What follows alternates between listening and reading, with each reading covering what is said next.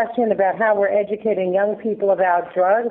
This is Asha Bandele. I direct the grants program here at the Drug Policy Alliance, which is the nation's leading organization dedicated to ensuring that both the harms of drug use and the harms of the drug war are reduced to the maximum extent possible and in a way that's consistent with public safety and health.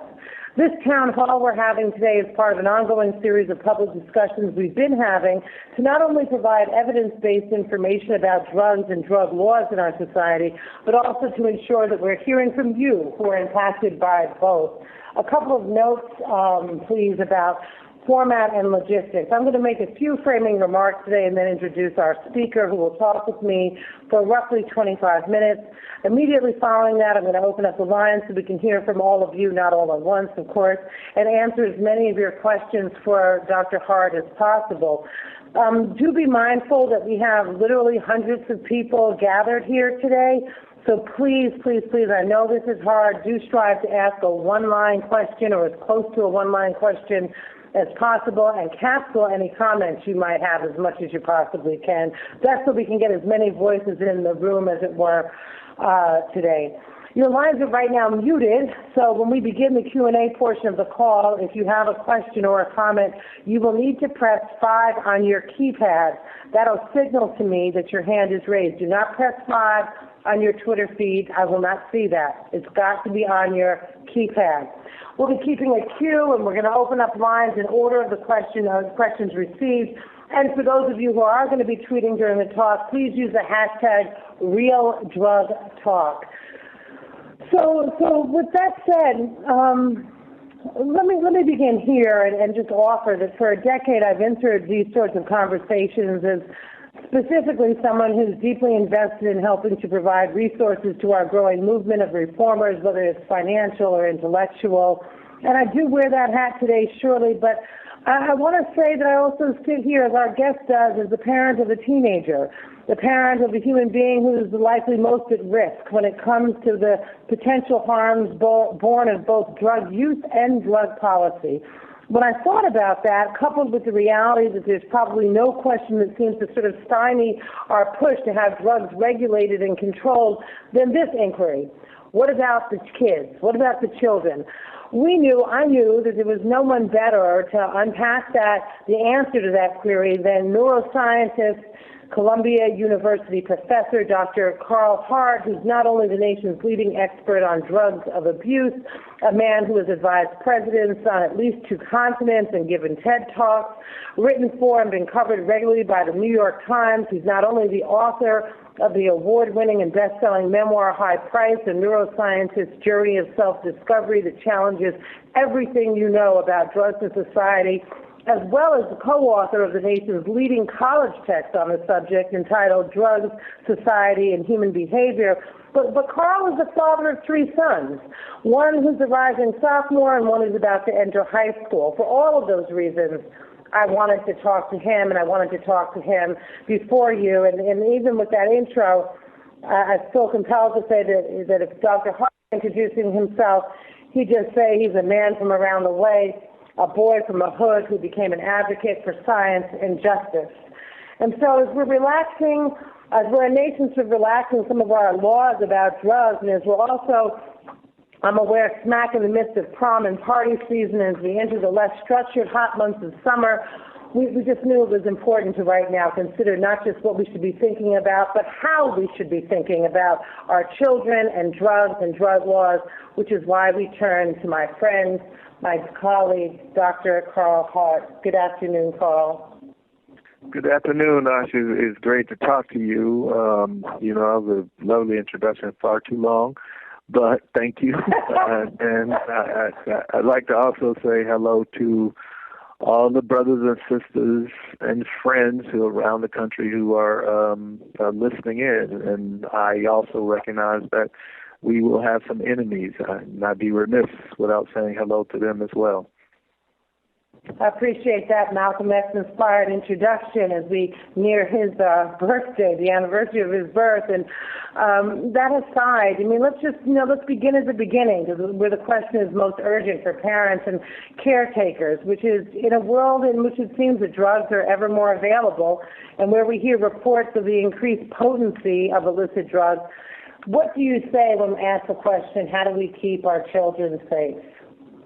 Well, that question that you just asked, there's a number of sort of questions embedded in that question. I mean, there's an assumption. The one assumption is that drugs have become more potent. And so when we talk about drugs have become more potent, we're really talking about marijuana, where we have seen increasing levels of THC, the main psychoactive compound in marijuana that has been confiscated off of the streets. So there has been a slight increase in the average THC concentration.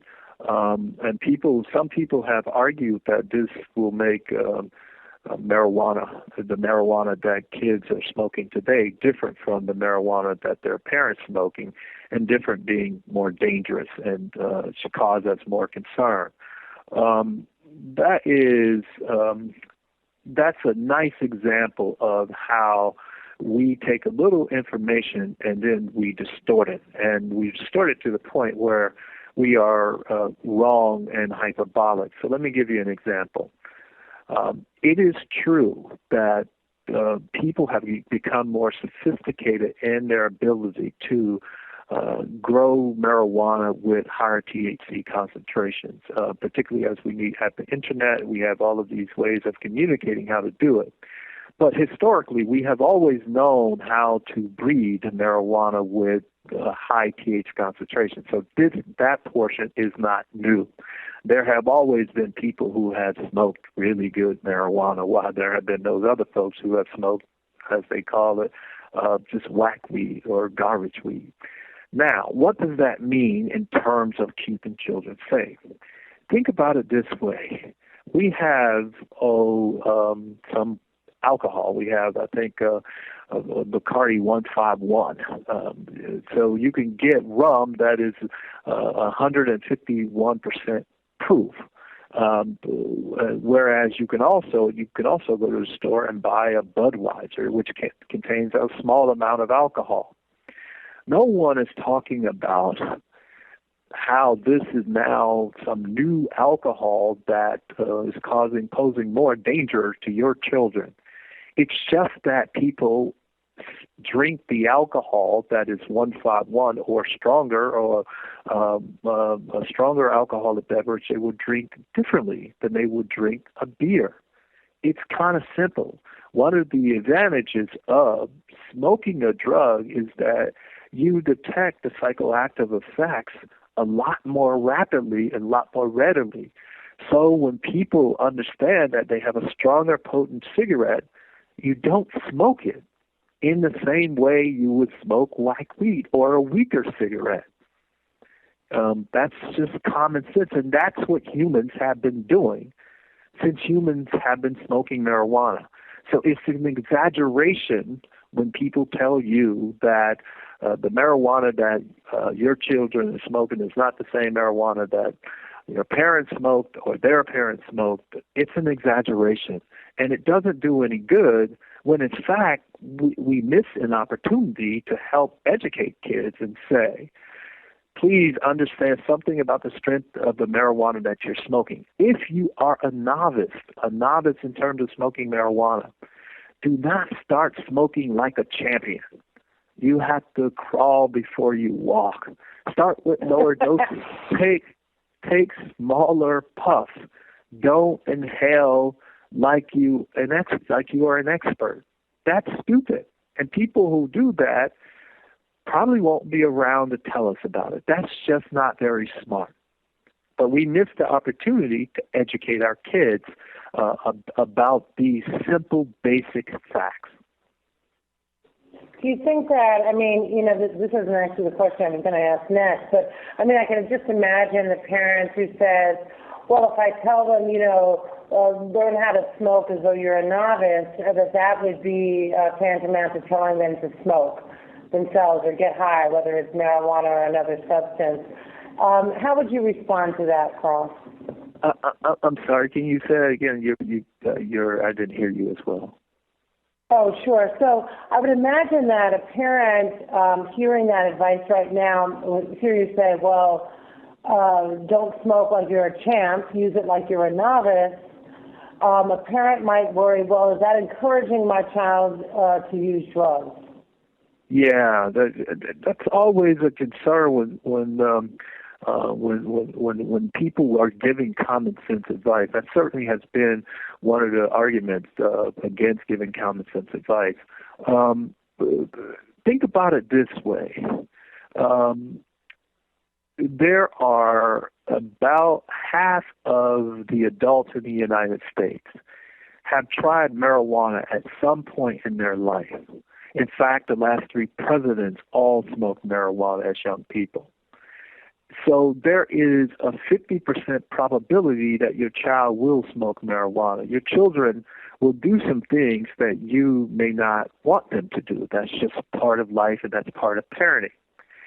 The key becomes, do you give them information to help them stay safe and live another day, even though it may not be the behavior in which you like them to engage?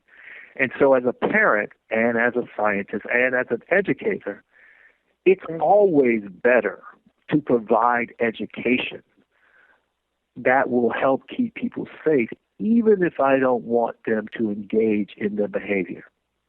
So this notion that giving solid information that keeps children safe somehow condones the behavior, that's just simply stupid. And we haven't called it out as a public with a clear voice. We allow that sort of thing to interject into these conversations like it's rational or reasonable.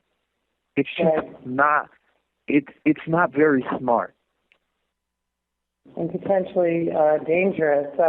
And let me shift a little bit and move to some things that not only I've sort of read in your really beautiful memoir, also sort of big science book, High Price, but also things I've heard you say in various talks.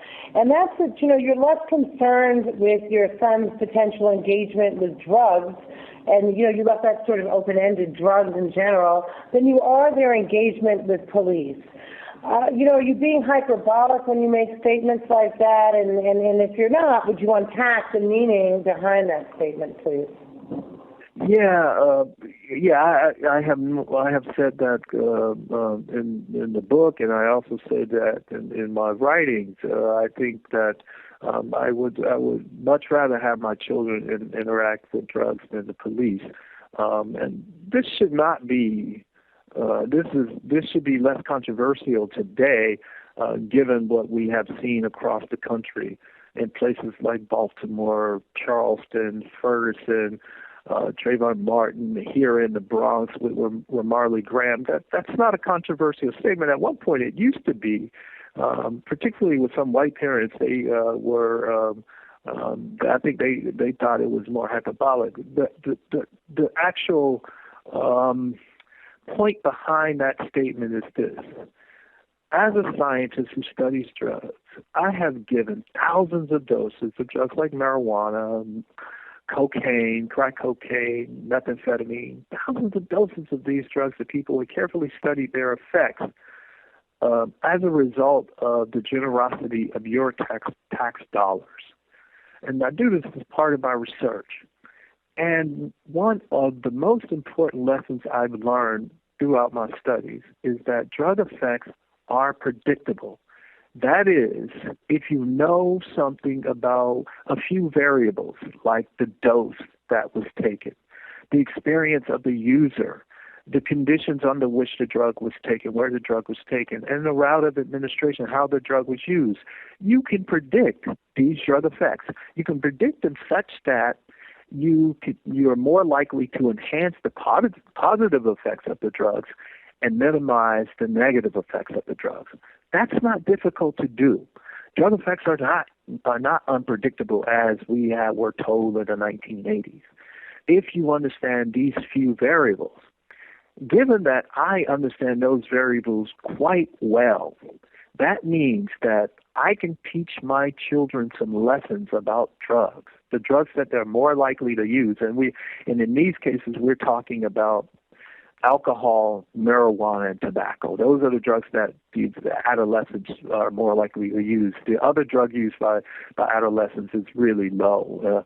And so when you think about that fact, the fact that these drug effects are predictable, and I know how to keep my children safe with drugs, and I don't know how to keep my children safe with the police, because particularly black folks' interactions with police are not predictable.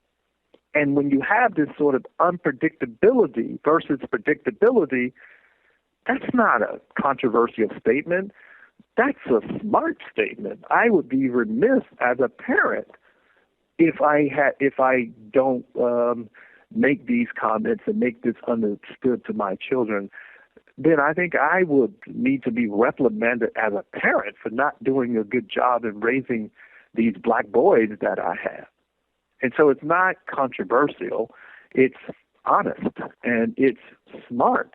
And I'm trying to make sure that my kids do well in this society by making a contribution to the society. And so talk about that. You have a teenager and a 20-year-old. What are the conversations about drugs like in your home? And maybe let me take that a little bit further and ask how aligned they are with the general way young people are taught about drugs in school and vis-a-vis other institutions like recovery clinics and media campaigns. I think most of us are used to good. Most of the stuff that raises drug education in this country should be criminal. I mean, most of it is just rubbish, and it has no foundations in evidence or anything we know about drugs. Now, what I do with my children, again, I talked about these few variables that are important in terms of predicting drug effects and understanding drug effects. So I make sure my kids, first of all, they understand that the major risk of them with drugs is being arrested, having interactions with police as a result of drug use. So that's the thing we harp on in my household. Don't use drugs in situations or in places where you're more likely to be caught by the police. But much prefer you use drugs in my home or near me so I can protect you. But the most dangerous concern is with the police. That's number one. Number two, I worry about the dose at which they are using. If they are inexperienced, do not use large doses of drugs. One has to become tolerant to many of the effects of drugs, and that tolerance protects people. It protects folks from the harmful effects that may occur related to drugs. That's number one. So start with lower doses. Number two, make sure that you actually know something about the drug effects that you are taking, that you're going to engage in. So if you're going to smoke marijuana, for example, one of the things that's very likely to happen to inexperienced marijuana users is that you might become a bit anxious or a little paranoid. The thing is that don't worry, it will wear off. Just chill, it'll wear off. Many people get in trouble from this over concern about the anxiety and the paranoia, and then they may do something stupid. So understand something about the positive effects as well as the potential negative effects of the drug use that in which you're engaging. That's number two. Number three, make sure that wherever you're using drugs, that you're using it in a comfortable environment, in a safe environment, in an environment that is less likely to contribute to anxiety-provoking effects.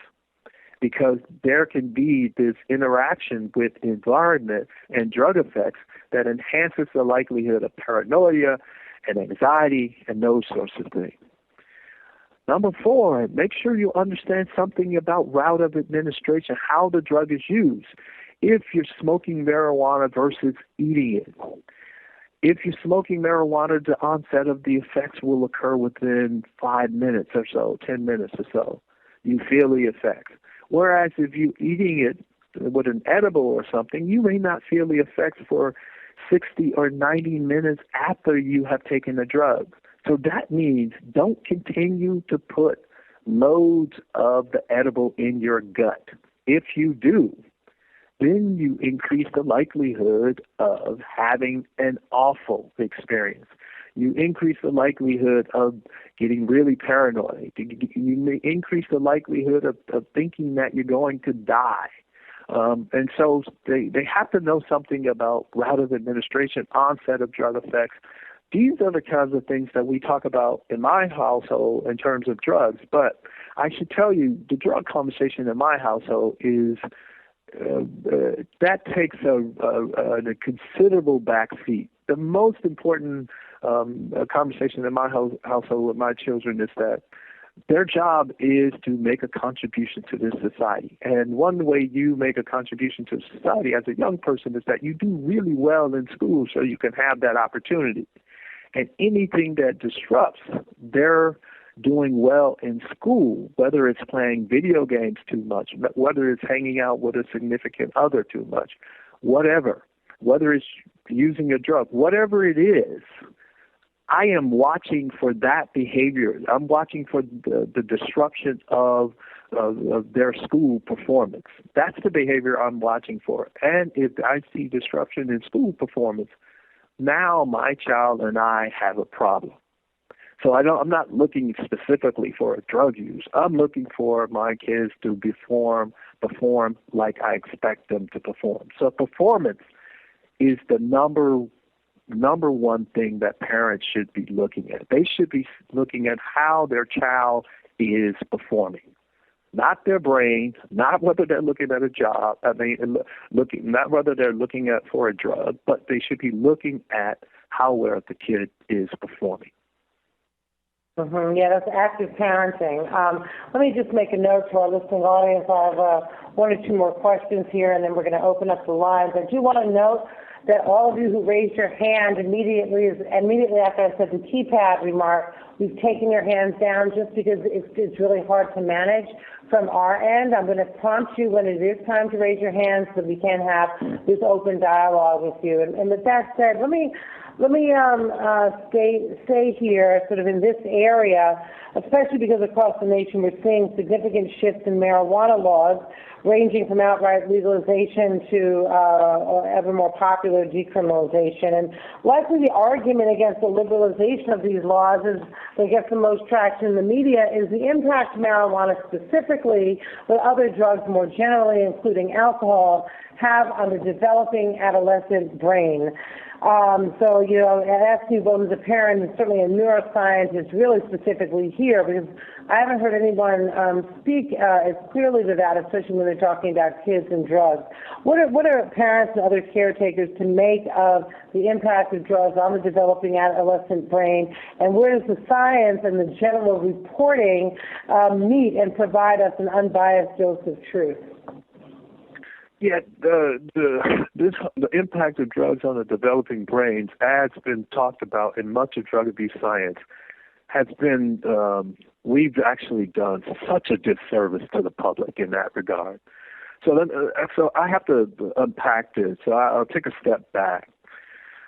Now, one of the things that we know in science, it relates to the point of a little bit of knowledge can be dangerous. One of the things that we know in science is that the prefrontal cortex is one of the last sort of structures in the brain to develop. Now, it develops late in adolescence, early 20s or so. Some less than bright people have taken that information and said that when you smoke marijuana or use some drug, you will disrupt or you run the risk of ruining that sort of development. Now, the prefrontal cortex is critically important for functions like planning, decision-making, all of these sort of complicated functions that humans accomplish. It's an important region. And so people will say, well, you run the risk of disrupting those important functions. Now, it is true if you have some sort of real trauma to your prefrontal cortex that you can possibly do some real harmful, some real damage, and we all should be concerned. But now, let's take a step back. Another thing that we know about neurobiology and the brain and development is this. Children's brains are a lot more plastic than adults' brains. So that is, if you have some brain damage as a child, you might actually have these compensatory brain mechanisms that allow you to function later in life like you had no damage at all. Whereas if that damage occurs as an adult, you will see some devastating behavioral deficits as a result. Let me just give you one example that will help clarify. Let me jump in there just for a second, just to pull that apart. So should we think of it almost in the way, and I don't know if I'm right here, if a child breaks their arm, I remember seeing a kid with a broken arm, and I had a similar break. It took me 3 months to heal or something like that, and that kid was in a cast for 3 weeks, he told me. Is it the same sort of concept as that? Certainly, you can use that concept. You certainly can use it. The bottom line is that as children, the brain is more plastic and more likely to actually bounce back. So let me give you one dramatic example. There's this thing called hemispheric rectomy, where we remove one half of your brain, half of your hemisphere in some children, because they have epileptic seizures that are so bad that it's causing so many problems. In order to treat this, in some cases, we remove half of the brain, one half of the hemisphere. Now, those children develop in life, they go on and have a productive life, and you can see some deficits, but not many. Now, if you do the same thing in an adult, that would be devastating. That person would not, you wouldn't recognize that person as having function. So that just goes to show how plastic the developing brain really is. That's one point. And another point, as we think about the prefrontal cortex, which is unlike the top of the brain, what we usually see in these higher functions, the top of the brain, the cortical regions of the brain we call cortical, that is a lot more plastic and flexible than the subcortical regions. So if you experience trauma on the sort of cortical portions of the brain, and that's what we're talking about, the prefrontal cortex, a lot more plastic than subcortical regions. When I say subcortical regions, I mean things like the limbic system, which is important for emotion, the thalamus, which is important for like a relay system or station in the brain, the hypothalamus, all of those are subcortical. Those are a lot less plastic. So when people talk about the impact of drugs on the developing brain, oftentimes they really don't know neurobiology. They just use a little bit of information and scare the public. Now, I want to make this point absolutely clear.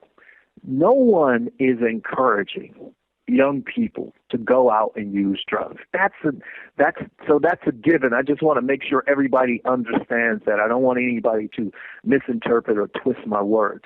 I would just discourage young people from using illicit drugs just like I would from using alcohol or those sorts of things as well. So that's number one. But the point is, my major point here is that little bit of information about brain development, the prefrontal cortex, has been so distorted that it means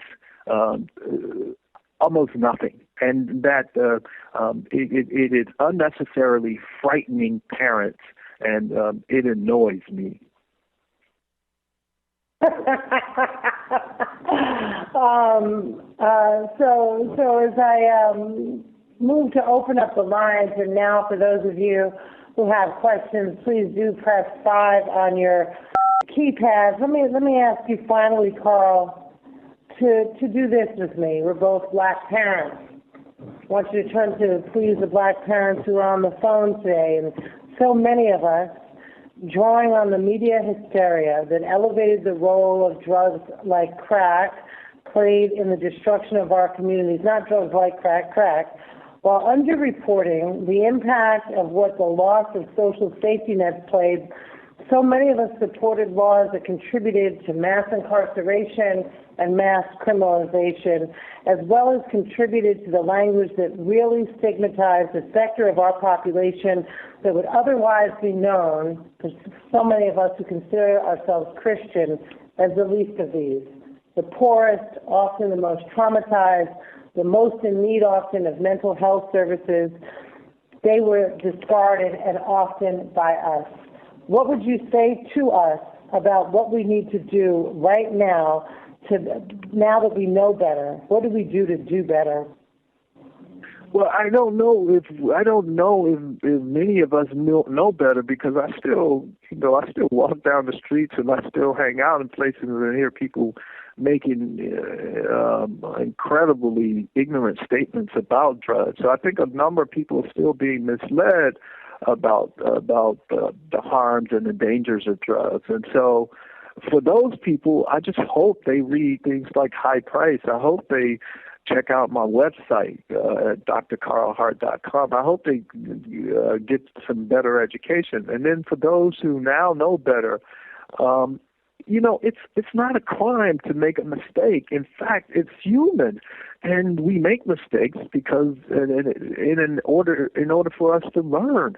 So we own our mistakes. I certainly make mistakes. We own our mistakes, and then we try and get better. So those people who were complicit in passing those awful laws, and they were out there misunderstanding the horrors of, misunderstanding what were the real problems in the communities, those people who were doing that, it's okay to have made mistakes.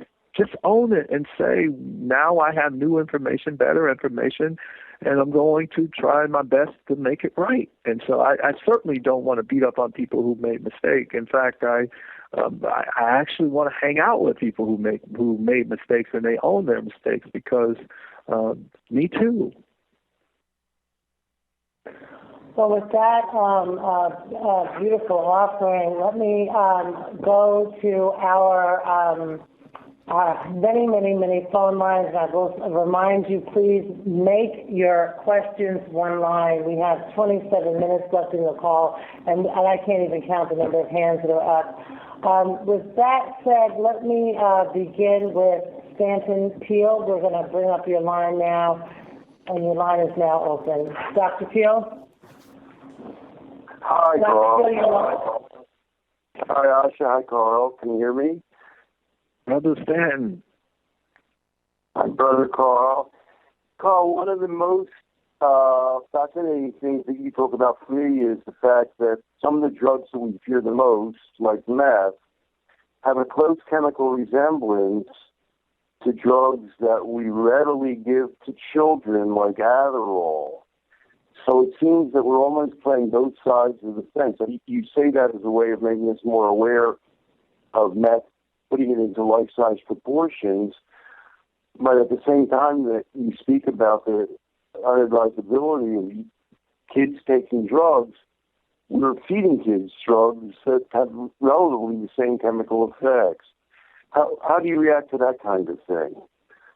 Yeah, so as you point out, we and other people have done studies where we've compared the active ingredient in Adderall, amphetamine, to methamphetamine under double-blind conditions, and you see that they're essentially the same drug. And so how do I respond to the fact that kids are being prescribed essentially methamphetamine? As is the case with any sort of medical condition, one has to weigh the risk-benefit ratio. That is, are the benefits from giving a drug like methamphetamine to children do those benefits outweigh the disruptive effect of the child's disorder? If so, if the risk-benefit ratio is favorable, I'm all for that child being administered that drug to help control their symptoms. I'm all for that. On the one hand, I am also all for our military pilots who are also taking essentially methamphetamine in order to accomplish their jobs, particularly those who work extended hours.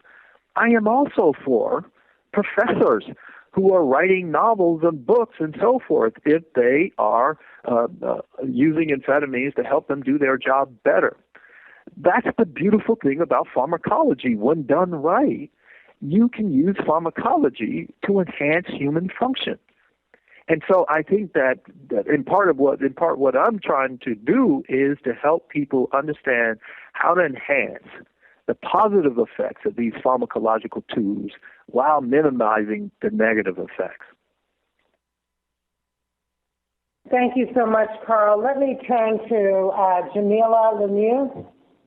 Jamila, your line is now live. Hi, Asha. Hi, Carl. Considering how much I'm well. How are you? Thank you both so much for such a rich conversation. Considering how much information has been made available to us over the course of many years, and in particular in recent years, with so much of the fantastic work that you've done, Carl, there still is, as you mentioned earlier, this cultural attitude around marijuana in the African-American community that finds a lot of parents and grandparents that are extremely judgmental and fearful of what marijuana usage looks like for their children, even if it's something that they were able to successfully use in the past themselves. What do you think is ultimately going to take to have a cultural paradigm shift for Black people to lose the attitude that being a pot smoker means that you are lazy, shiftless, that you're not doing the sort of things you need to do? And for us to acknowledge publicly how many of the doctors, lawyers, teachers, professors, journalists, politicians that we look up to are regular, if not avid, marijuana smokers. That's a great question. In every talk I give, I try and make sure I point out that Brother Barack Obama, smoked marijuana, and when Clinton admitted to smoking, but begrudgingly, and then he said that he did not inhale. And then when Barack Obama was asked about it, Barack Obama said they asked him if he inhaled, and he said that was the point. And so one of the things I try to do is make it clear to people that these people who we respect smoke marijuana, and I certainly smoke marijuana. It's not my favorite drug. I think there are better drugs. But the point is that I try and show people who are successful, paying their taxes, taking care of their families, making a contribution to this society. I try and make sure that I ask people to come out of the closet. I mean, that's how we change things, if those respected people in our society come out of the closet about their drug use. Because if people only see this limited view of folks who use drugs, and those people that they see are folks in our society who are not respected and who are screwing up, and they think that those are the drug users, that's not good. But there's another thing at operation here, and particularly in the Black community, as you know, this issue of the politics of respectability. One of the politics of respectability, for those who don't know, basically is that we want to show that we are good and that we are deserving for white folks. And so drug use is one of those tools by which people separate the good Negroes from the bad Negroes. And so we have to get rid of that sort of of using drugs in our sort of politics of respectability. And so we need people who are respectable, I hate that term, but people who are doing well in society, who are responsible, to come out of the closet and say, me too. Yeah, I appreciate that. We're going to bring Elizabeth Gaines' line live, and right thereafter, just so you can be prepared as you're listening, after that, Scott Cecil. So Elizabeth Gaines and then Scott Cecil. Elizabeth, your line is live. Is that Liz Gaines? Yes. Can you hear me okay? We can, Liz. How are you doing? I'm doing great. Dr. Hart, I love you. I've bought many copies of your books and given them all to my representatives so they can get educated, because the big issue is the fact that everybody lives when they were kids and think, marijuana, ha, ha, ha. Oh, that's funny. It's really a useful drug. I guess that doesn't have to do with kids, but I don't know how to get over that it's a serious thing that addresses multiple sclerosis, which is what I have, and is very effective to treat it. How to get over that garbage about thinking that it's just silly, and I want to tell you, I also come out and try and be really honest that I do this even though it's not really legal in my state yet, because I think that's part of showing that respectable people smoke. I have a degree from an Ivy League institution. I've worked for 30 years in a job I love. I'm respectable. I smoke, and I need to smoke, but overcoming the giggling about it's an effective drug is my problem. Yeah, I mean, and so you have a number of people like Montel Williams who've been coming out on these sorts of things. And when people joke and laugh about those sorts of things, you have to make sure that you sufficiently punish them for behaving like children. And you have to call people out. There are a number of these comedy shows. Many of these guys I really love. They do really good comedy, but then when it comes to drugs, they revert to adolescence, and they treat it like they are adolescents. People who we like, the liberal or whatever you call these folks, they are part of the problem too, because they treat drugs as if it's an immature adolescent subject, or they become immature and adolescent when it comes to the drug conversations, and we must hold them accountable, even though we like them. Appreciate that. We're going to bring Scott Cecil's line live, and Scott is from SSDP, I believe. It's nice to have somebody in the age range we're talking about joining us through the call. Scott, your line is live. Yeah, thanks so much for taking my question. It's Scott Cecil and Jake Agliano from SSDP, and we have a couple of students in the room here with us as well. I just want to revisit an earlier question. Someone asked Dr. Hart about decriminalization versus legalization. And in light of the fact that street-level drug dealers do not card and criminal cartels don't pay taxes, isn't legalization the superior solution to decriminalization, both in terms of public policy, but also in terms of keeping drugs out of the hands of young adults and children? Yeah, I don't know if anybody asked me that question here today. You must be talking about another time, but that's a good question anyway. When you think about the difference between decriminalization and legalization, just for people who don't know, decriminalization will be treating drugs just like we treat traffic violations. People don't go to jail, but they might receive a fine for possession.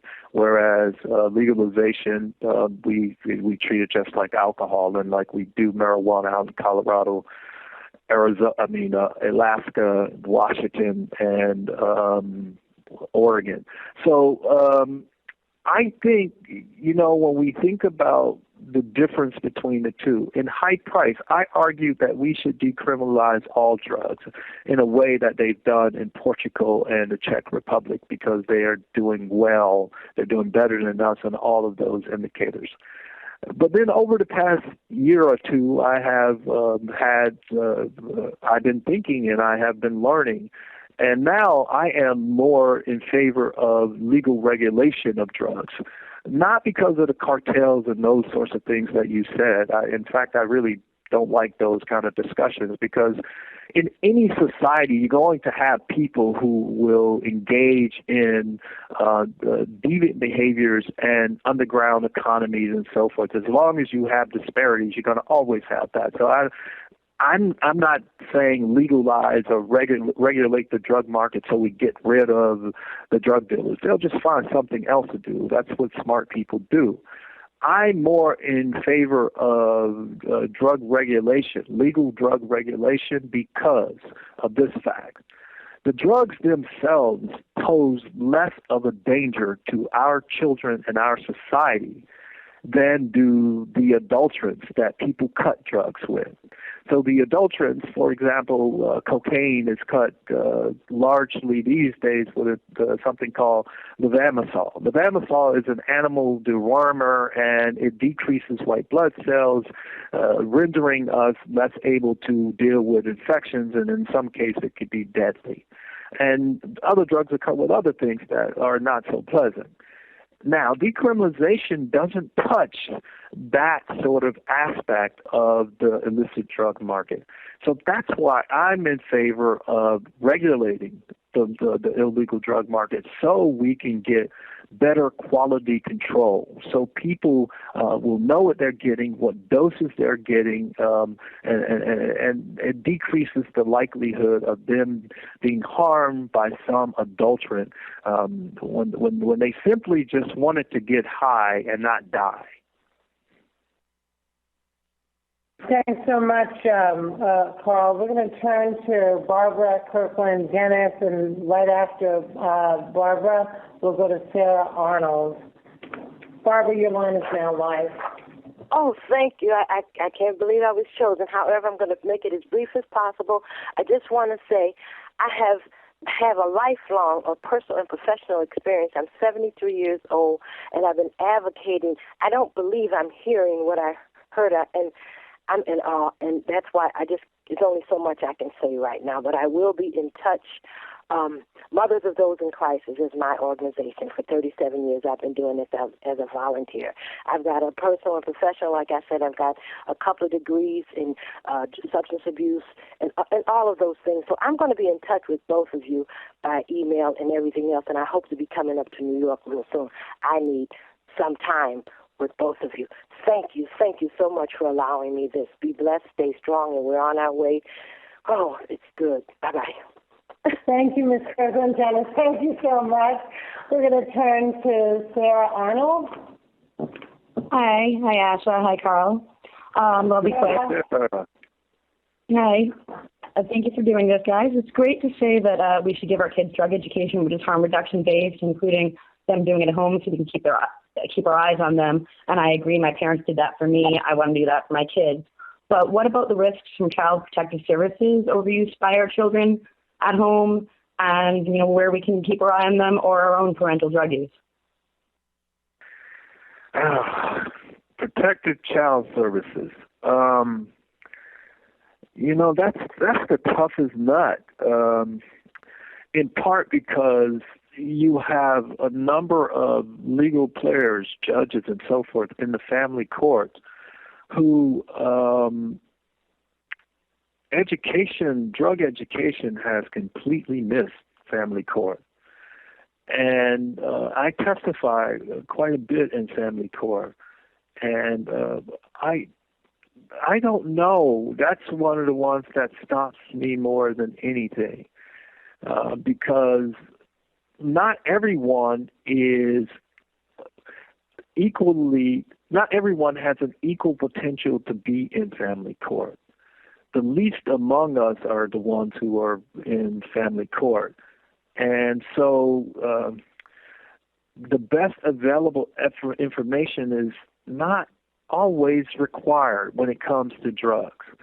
There's so much misinformation about what drugs does to the developing fetus, for example. What does prenatal drug exposure do?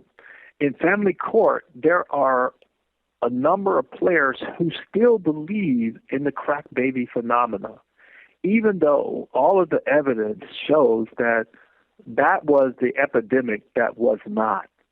Everyone knows that now, except family court. And now family court in many places are removing children from parents because parents test positive. Some women test positive during pregnancy or later for marijuana, and these children are being removed. I don't know how to really crack that nut besides the constant public writing about it in op-eds and embarrassing and exposing what's going on in family court, because family court is closed. It's so closed that much of the public doesn't know the horrible things that are happening in family court. And so I think we really need to write about it and expose it. And I do my best, but we need more than me like exposing the family court, the things that are going on in family court. Thank you. That was really a really good, thorough answer, especially for somebody who's not an attorney. I appreciate that and appreciate the question, Sarah. We're going to turn to Russ Belville and then Jacqueline Patterson in this remaining 10 minutes. I'll try to get a couple more questions in as possible. Russ, your line is now open. Thank you. Russ Belville from 420 Radio. Dr. Hart, you do a fantastic job of debunking some of the myths proposed by prohibitionists and anti-drug crusaders. What are some of the myths on our side, the drug reform side, that we maybe ought to put into check? Thank you for that question. That's a great question. So when you say drug reformers, some of the myths that we so one of the things that drug reformers they get seduced by politicians and people who co-opt our language. For example, the current administration, when they came in, they said something like, we won't be having a war on drugs anymore. We're getting rid of that language. And then people thought that they were progressive because of that sort of thing. And of course, they really haven't been progressive on this issue. And then we relax on people who we vote for, and we don't hold their feet to the fire like we should. When we, for example, in 2010, President Obama signed into legislation, into law, the change between the crack powder laws. Crack cocaine was punished 100 times more harshly than powder cocaine before 2010 when he signed the legislation. The legislation decreased the disparity from 100 to 1 to 18 to 1. That's equally bad, and that's equally inconsistent with the science. It should be 1 to 1. But as a result of that signing, we, the progressives, kind of let the issue go, and we didn't put more pressure on it. That's equally bad. As we think about now, we are liberalizing marijuana laws around the country, and people are feeling themselves, slapping themselves on the back. And at the same time, we are punishing opiate and heroin violations more harshly than we ever have. And we are falling for, as they say in the hood, we're falling for the okie doke in believing that we have this sort of heroin epidemic. But when you start to actually look at the numbers and you start to see where the real problems are, you start to see that this is the same type of hysteria that happened in the 80s around crack cocaine. And so as we're excited about marijuana, we forget about the rest of these things. And so I think that the drug reformers need to be hypervigilant and not be fooled by people co-opting language that sounds good. Now, I understand that when you've been oppressed so long, when someone, and you've been oppressed so long and so thirsty for so long, and someone comes along and gives you a sip of water, you think that they are the savior, but in that water, they may have cyanide in that water, so you have to be careful. Wow. We're sitting around here. We mute the calls while you're giving your answer, sitting here in the conference room. And so that response got a very strong reaction in this room. We appreciate it. We are going to go to Jacqueline Patterson. Next, Jacqueline, your line is open. Hello. Actually, I'm standing in for Jacqueline. She actually had to go to school with her son, and he answered not necessarily answered it, but sufficiently gave information about it. I just wanted to commend him about his ideals about his children. I don't know if he was actually saying it like this, but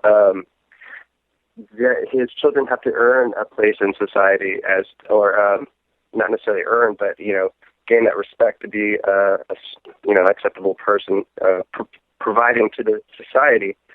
Should I say? But as to that, I leave my rest of my time. I'm sorry, I waste yours. No, thank you very much. We'll just keep moving. Claudia Sagallo is next. Claudia, excuse me. Hi. Your line is live. Thank you so much for taking my last question. I'm wondering if you have any ideas about how to approach school districts around providing better drug education for children. I have 2 kids, and they're consistently running Red Ribbon Week and having to sign pledges about not using drug in their lives and, consistently preaching to me about not using drugs. How can we approach school districts to begin to have more effective drug education? It's an interesting question because my kid goes to one of these elite, expensive schools in New York, and they don't. My kid is always having to correct the person who's given drug education, and they have yet to invite me to give drug education there. It's a difficult question. If you're wealthy and you have some influence at the school, you might have a better end. But if you are just a regular parent, I don't know. I think the best thing to do is get the more influential parents behind you and meet with the administration. But if you don't have the influential parents behind you, you can forget it. I don't know. At least I don't know how to do it. Yeah, thanks, Carl. That is one way to do it. Certainly, if you're in an independent institution, that parents who have the most influence in the school are the ones to lobby first, and then you have to be very active on your child's parent-teacher group. And if it's in a public institution where it's much harder to make change, you can still be very active, especially now some of the charter schools, even the public schools have somewhat of an independent focus, but it's really about being exceptionally active, and it harks back to what you were saying before, Carl, about where we begin the conversations, right? And so it's not, it's just being a really active parent and sort of disrupting them, and also asking to take your kid out of some of the programs at times and not participating. And this is why, and not doing it in a hostile or defensive way, but in a way that's explanatory, and using every moment that you can to put in information into the dialogue that makes sense and that's based in evidence and science. Be careful.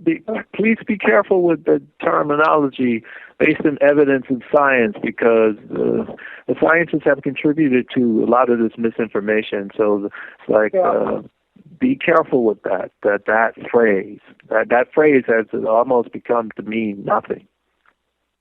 I appreciate that. Thank you so much.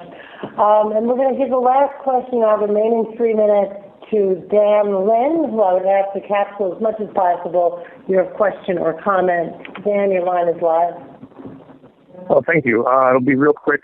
I know when we talk about predictable substances or coming out of the closet, how would you suggest talking to teenagers or young adults about psychedelic drug use?